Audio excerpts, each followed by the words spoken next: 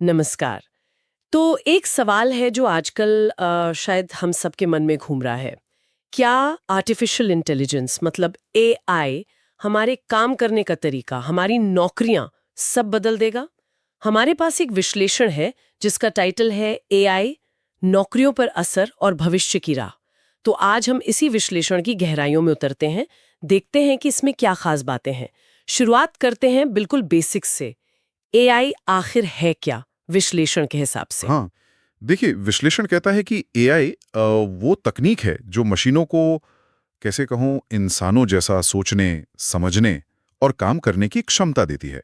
जैसे आवाज़ पहचानना या फिर डेटा में पैटर्न ढूंढना, यहाँ तक कि कुछ हद तक लिखना या संगीत बनाना। मतलब मशीनें सिर्फ ऑर्डर फॉलो नहीं कर रही, अब वो सोच भी रही हैं। बिल्कुल, और यहीं से वो सवाल उठता है, चिंता उठती है कि क्या ये हमारी नौकरियां ले लेंगी। हाँ विश्लेषण इस बात को मानता है कि हाँ, बदलाव तो शुरू हो चुका है। हाँ, जैसे वो कस्टमर सर्विस वाले चैटबॉट आजकल हर जगह दिखते हैं।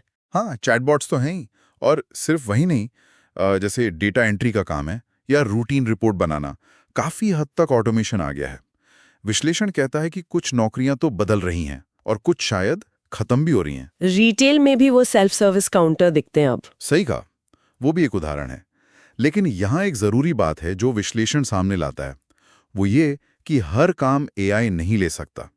मतलब ऐसा नहीं है कि सब कुछ ऑटोमेट हो जाएगा। कुछ चीजें हैं जहाँ इंसानी समझ, भावनाएं, वो क्रिएटिविटी वो जरूरी है। अच्छा, जैसे कि कौन से काम है ये? क्या टीचर्स की बात कर रहे हैं या मेंटर्स जो सिर्फ पढ़ाते नहीं बच्चों को समझते भी हैं? बिल्कुल, शिक्षण एक बड़ा उदाहरण है जहाँ सहानुभूति चाहिए, बच्चे की जरूरत समझनी पड़ती है।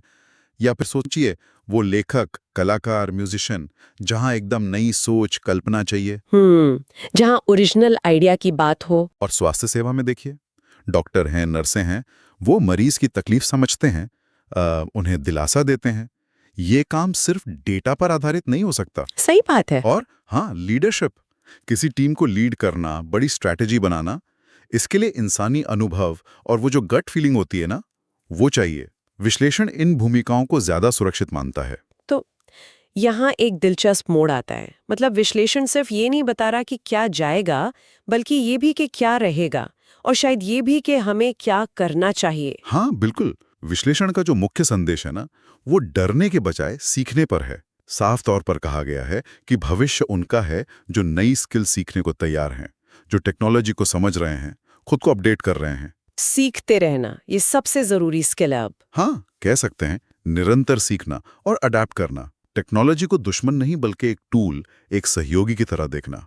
तो मतलब एआई कुछ काम आसान करेगा, कुछ बदल देगा, लेकिन इंसान की जगह नहीं लेगा। ज्यादातर मामलों में हाँ। देखिए, एआई रूटीन काम संभालेगा, शायद मुश्किल कैलकुलेशंस करेगा, लेकिन वो इंसानी भावनाएं, वो गहरी सोच, रचनात्मकता, उसकी जगह लेना बहुत मुश्किल है। तो अगर हम इस पूरे विश्लेषण का सार निकालें तो यही है कि एआई निश्चित रूप से काम के भविष्य को बदल रहा है।